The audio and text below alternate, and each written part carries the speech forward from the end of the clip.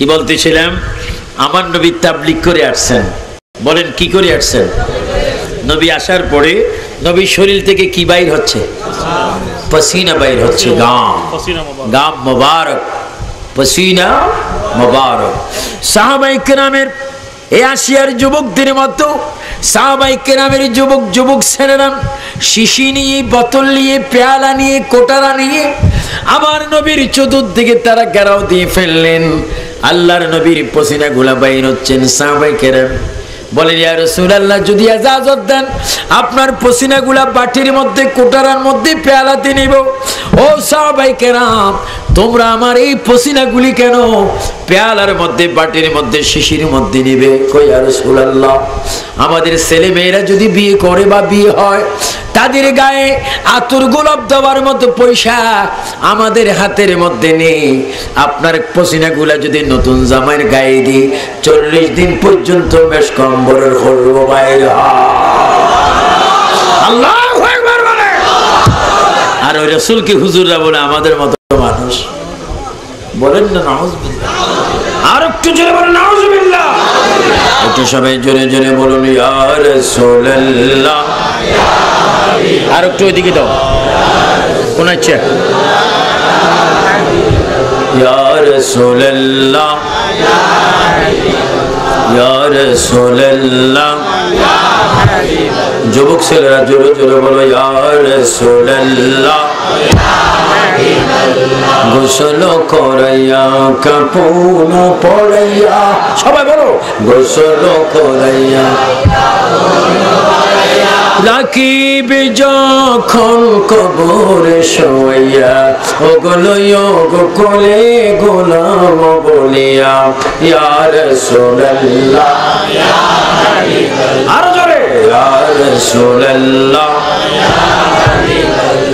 অন্ধকার কবরে যখন দিবে আমাকে, বলো অন্ধকার কবরে আমরা কবরে যাব কি যাব না? আমার বাবার আল্লাহ পাক কোরআন শরীফের মধ্যে বলেন, ওয়ালা তামুতুন্না ইল্লা ওয়া আনতুম মুসলিমুন। আমার আসিয়ার যুবক বাবারা, তোমাদেরকে আমি আবু সুফিয়ান আবিদ আল কাদরি হাত ধরে বলে গেলাম, নামাজ ছেড়োরা। মসজিদ যত সুন্দর হোক, তুমি নামাজ পড়বে, যোহর পড়বে, আসর পড়বে, মাগরিব পড়বে, ইশা পড়বে, ফজর পড়বে। যদি চাও তুমি কথা বলবে প্রতিদিন আল্লাহর সাথে, তবে ভাই তুমি নামাজ পড়ো নবীজির মুহাব্বতে। তুমি যদি 5 ওয়াক্ত নামাজ পড়ো, তুমি একজন খাঁটি মুসলমান হবে। তুমি যদি নামাজের ভিতরে রাসূলুল্লাহকে সালাম দাও, আসসালামু আলাইকা আইয়ুহান নাবিয়্যু ওয়া রাহমাতুল্লাহি ওয়া বারাকাতুহু, জোরে তুমি যুবক, তুমি মুরব্বী, যদি 5 ওয়াক্ত নামাজ পড়ো, ওই নামাজের ভিতরে যদি প্রিয় নবীকে সালাম দাও, আসসালাতু মিরাজুল মুমিনিন, এই নামাজ তুমি যুবকের জন্য, নামাজের জন্য এই নামাজটা হয়ে যাবে মেরাজ। জোরে বলুন সুবহানাল্লাহ। আমরা নামাজ চাই কিনা? নামাজের ভিতরে নবীর সালাম আছে কিনা? নবীর সালাম দিলে নামাজ মেরাজ হয় কি হয় না? যুবকরা নামাজ পড়ো, খবরদার আগামী দিন সকাল ফজর নামাজ যেন তোমার আমার মিস না। আজকেই ওয়াজ হলো, আজকের যুবক যদি রাত্রে শেষ ভাগ, দিনের প্রথম ভাগ যদি তুমি ফজর না পড়ো, এই ওয়াজ দিয়ে তোমার কোনো লাভ নেই। তুমি আজকে শপথ করতে হবে। তুমি যুবক, তুমি দেখো না কেন তোমার মসজিদের পাশে তোমার মতো কত যুবক বিয়ের বয়সে মারা গিয়েছে, কত যুবতী কবরে চলে গিয়েছে, কত যুবকের লাশ বিদেশ থেকে প্যাকেট হয়ে এসেছে, ঠিক কিনা? আমরা নামাজ চাই কি চাই না? নামাজ পড়ার জন্য হুকুম কার?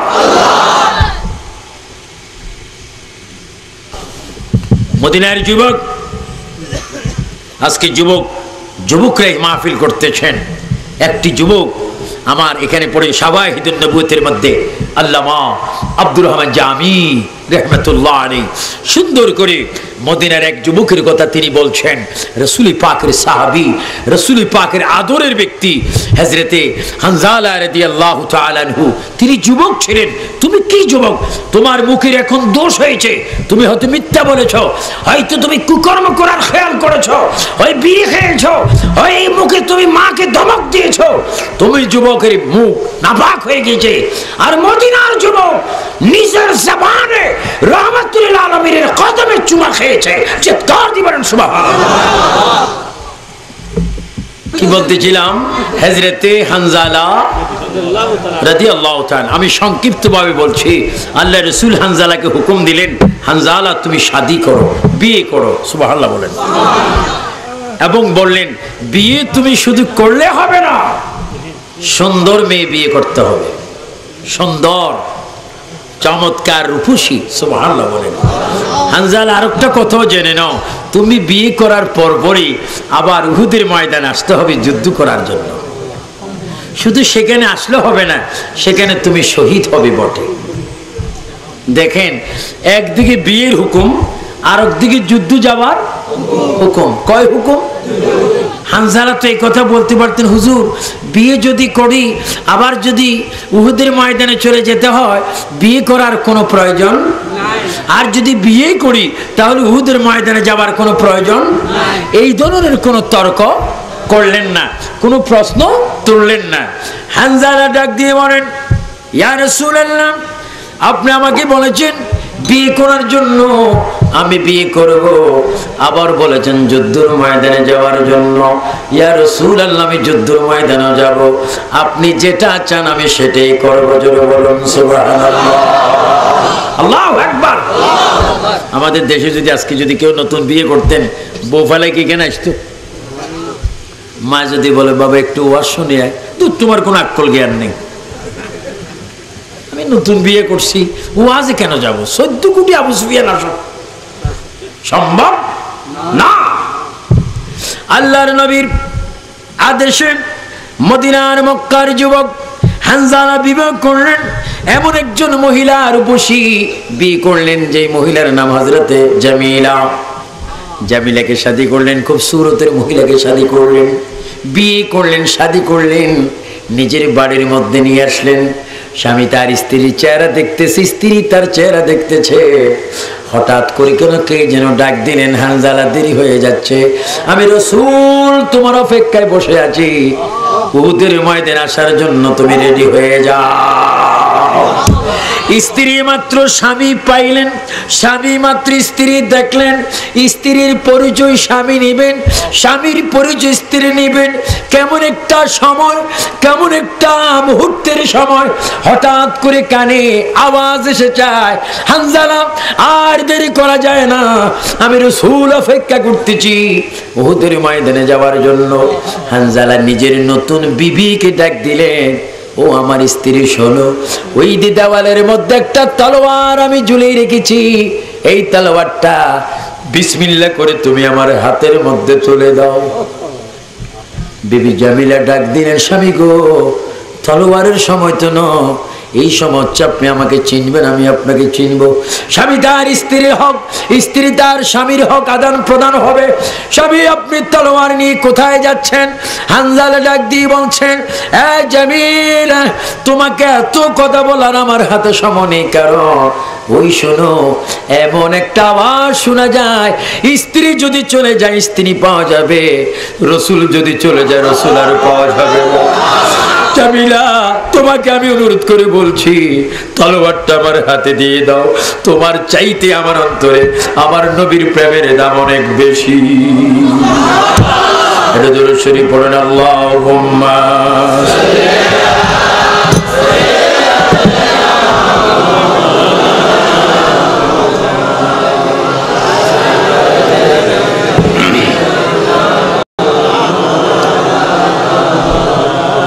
জোরে বলুন, আল্লাহুম্মা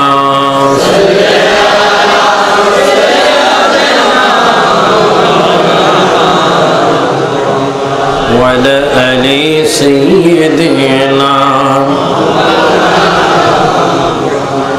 যেখানে থাকো, যেথায় থাকো, নবীর দুরূদ সাইরো না। সবাই বলো, যেখানে থাকো, যেতায় নবীর দুরূদ সাইরো না নবীজির দুরূদ না সারিলে নবীজি আমাদের ছাড়বে না। জোরে মাওলানা মুহাম্মদ সাইয়্যিদিনা এমন গরে শিবির মন যে গরের নয় বিছানা এমন গরে শুইবিরি মন যে গরের নাই ঠিকানা। আল্লাহুম্মা আওয়াজ বাড়াও, সাউন্ড বাড়াও, একটু সাউন্ড বাড়াও। ওয়ালা আলি সাইয়্যিদিনা। বিবি জামিলা বলেন, স্বামী ও স্বামী, মা ছেড়ে দিলাম, বাবা ছেড়ে দিলাম, ভাই বোন ছেড়ে দিলাম, আপনার চেহারার দিকে তাকিয়ে আমি জামিলা আপনাকে স্বামী গ্রহণ করে আপনার বাড়ির মধ্যে আমি আসলাম। এই মুহূর্তে আপনি আমাকে ছেড়ে চলে যাচ্ছেন, আপনি কোথায় যাবেন? আপনি কোথায় যাবেন? হযরতে হানজালা ডাক দিচ্ছে, জামিলা আমি যাচ্ছি নবীজির ডাকে, ফি সাবিলিল্লাহি আমওয়াত, আমি আল্লাহর ডাকে ইসলামের জন্য আমি চলে যাচ্ছি, কলমার জন্য আমি চলে যাচ্ছি। হ্যাঁ জামিলা, আমি উহুদের ময়দানে যাব, আল্লাহ রাসূল আমাকে সেখানে যাওয়ার জন্য ডাক দিচ্ছেন, আমি শহীদ হয়ে যাব। জামিলা ডাক দিচ্ছে, স্বামী গো আপনি একটু চলে যখন যাবেন একটু আমাকে খেদমত করার সুযোগ দেন। যখন সুযোগ চাইলেন জামিলা এক কুশ পানি হযরতে হানজালার ডান পায়ের উপর ছেড়ে দিলেন, পাউটা যখন ভিজাই দিলেন হানজালা ডাক দিয়ে বলছে, স্বামী স্ত্রী গো তুমি আমার পা ভিজাই দিচ্ছ কেন? সময় তো দেরি হয়ে যাচ্ছে, তুমি কেন ভিজাই দিচ্ছে? হ্যাঁ স্বামী, এখন এক গ্লাস পানি আপনাকে দিতে পারিনি, আপনার পাটা এই জন্য ভিজাই দিলাম। এই দেন আমার মাথার চুল দিয়ে আপনার পাউটা একটু মুছে দিই, তবু হাসরের ময়দান বলতে পারবো আমার চুল দিয়ে হানজালা স্বামীর পাউটা মুছে দিয়েছে। জোরে বলো সুবহানাল্লাহ, আল্লাহু আকবার,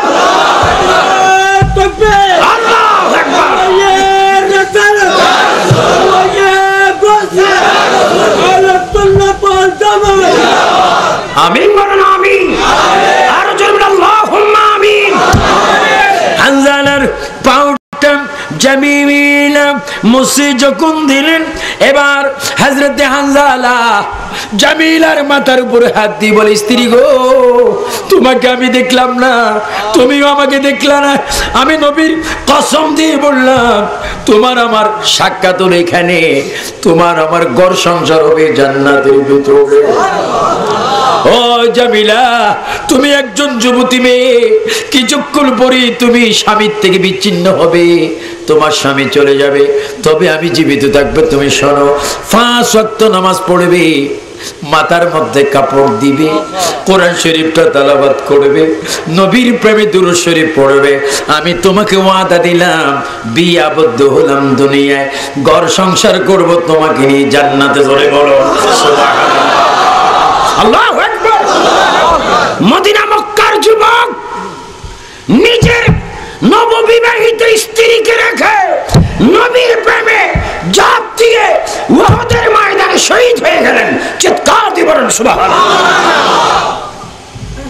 শহীদ হলেন আল্লাহর নবী, বিশ্ব নবী, শ্রেষ্ঠ নবী, নূর নবী, গায়েব की खबर देने वाला नबी, गायब की खबर बताने वाला नबी, गायब की खबर जानने वाला नबी, गायब की खबर जनाने वाला नबी मोहम्मद सल्लल्लाहु अलैहि वसल्लम সেই উহুদের প্রান্তে দন্দান মোবারক শহীদ করলেন।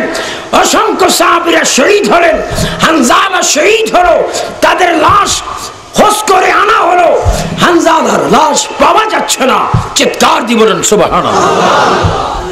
উহুদের ময়দানের এক কোণে একজন যুবতী মহিলা এসে আমার নবীকে ডাক দিচ্ছেন, আয় আকা ইয়া রাসূলুল্লাহ, হুজুর আমার একটা মনের যন্ত্রণা, মনের দাবি, এই দাবির আগে যেন শহীদদেরকে কবর দেওয়া না হয়।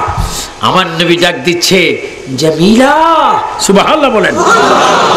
তুমি কি তোমার স্বামী হানজালার বিষয় আমাকে বলতে এসেছো?